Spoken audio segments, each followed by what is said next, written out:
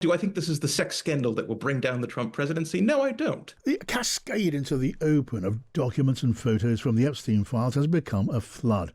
There's more about President Trump now, including records of allegations against Trump that the Justice Department says are untrue and sensationalist.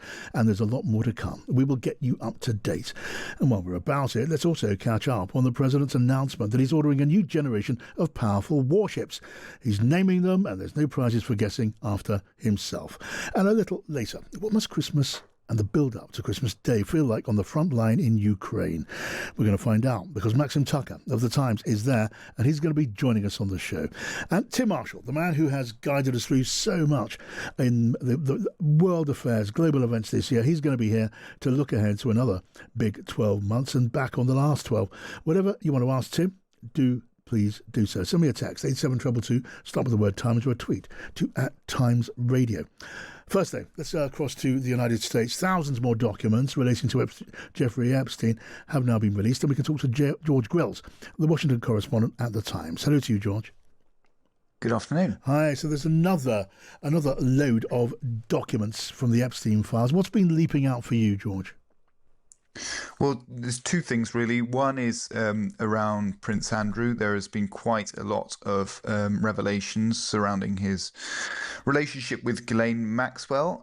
And, you know, there are these emails exchanged between Ghislaine Maxwell, who was obviously Jeffrey Epstein's accomplice, with someone known as the Invisible Man. But, you know, it seems pretty clear that this is Prince Andrew, because, for example, he's listed in Epstein's contact book. The Duke of York is listed next to this kind of email address, this anonymous email address of the Invisible Man. And, for example, it talks about the Invisible Man wanting, you know, to be entertained by girls on a trip to Peru. You know, fun girls as they're described. It's pretty grim stuff. So that's one thing. And the second thing is the kind of continuing. There seem to be more mentions of President Trump, basically, in this batch of documents compared to the first one.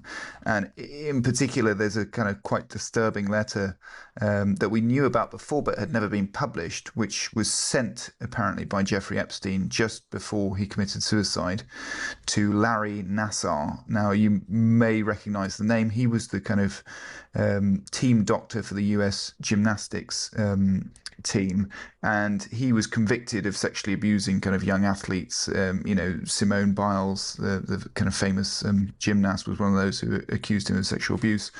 Anyway, in this letter from Epstein to Nassar, who of course is a kind of convicted paedophile as well, he says that President Trump shared their love of, quote, young nubile girls.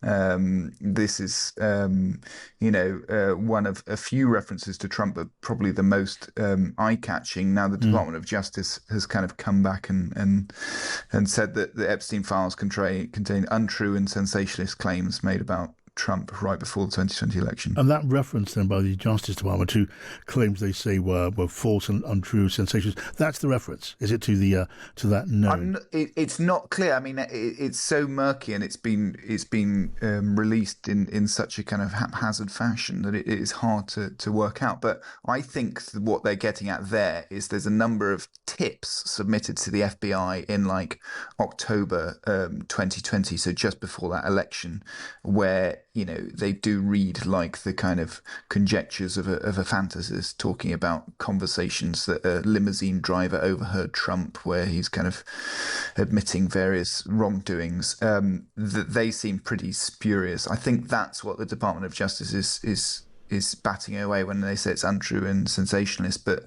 then there are these, amidst all that, at the same time, there are these kind of quite, you know, revealing pieces of evidence, such as this email between Jeffrey Epstein and Larry Nassar. And then there's another kind of email which is about Trump apparently flying quite a lot on Epstein's plane, which is called the Lolita Express. We will nickname the Lolita Express. We kind of knew about that he flew on the plane, but not perhaps to the extent detailed in this email. But again, it's heavily redacted, so you're kind of trying to pass through these reams and reams of documents, and nothing's particularly clear. Right. And Donald Trump, lastly, he's very publicly leapt to the defence of those who say need defending, that they're innocent of wrongdoing, and he names Bill Clinton.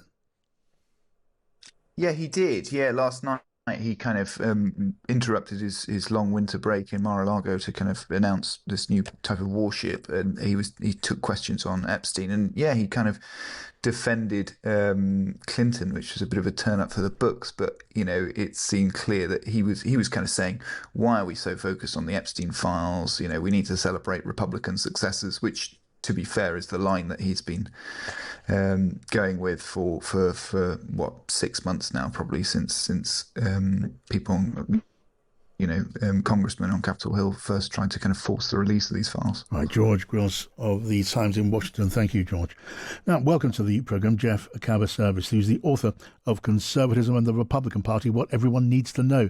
Jeff, thank you for joining us. Thank you. Good to be with you. It's good to have you. Tell me, what are your reflections on what we've seen so far from the Epstein files? My friend David Frum has a saying that when it comes to Trump, there are secrets, but there are no mysteries. In some sense, there may be some new revelations that come from these files, but we've always known who Trump is. And to some extent, his reputation is already baked in. So I doubt, frankly, that these will do him a great deal of damage. And I doubt that any truly salacious material is likely to be forthcoming. Interesting.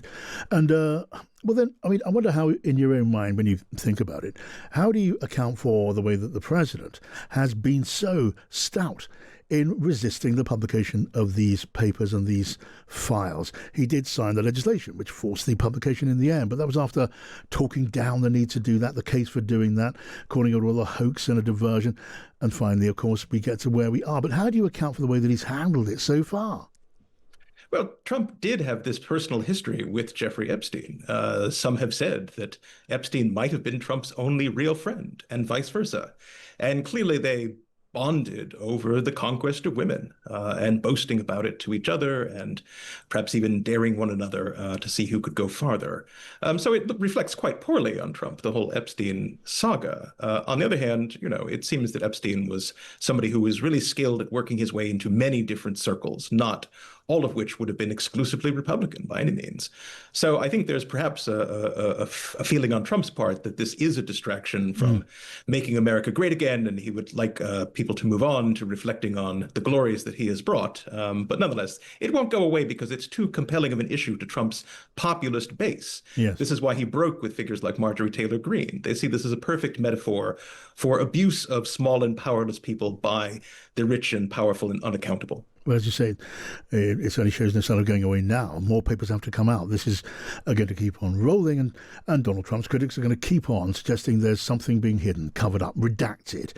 I mean, how big a problem do you think this is going to turn out to be? How big a problem do you weigh it as now? I do. I think this is the sex scandal that will bring down the Trump presidency. No, I don't. And frankly, I don't know that there are any real revelations that are going to sink Donald Trump at this point because too much of his reputation is already known to the public. It could even be that Trump has kept this going as a distraction from the bigger political problem for him, which is the underperformance of the economy. Yeah, I mean, it's certainly the case, isn't it, that the heart of the Trump base, the MAGA body of voters. Donald Trump said himself publicly, he said he could shoot someone in Fifth Avenue, New York City, and they wouldn't mind a bit. And there is that depth of deep, deep support. But there's more to the Trump support than that, on the fringes of it. And among independents, he has lost a lot of ground. I wonder how much of that is due to this. I don't think much of it, frankly, because as you say, even if there were some horrible thing that came out of the Epstein files, some unimpeachable proof, so to speak, I think most of Trump's hardest core supporters would simply dismiss it as fake news. But what we are seeing right now is not just an erosion of Trump supports among independent voters and among Hispanics, for example, who provided him the margin of victory in many states, but we were also seeing breakups within the MAGA coalition.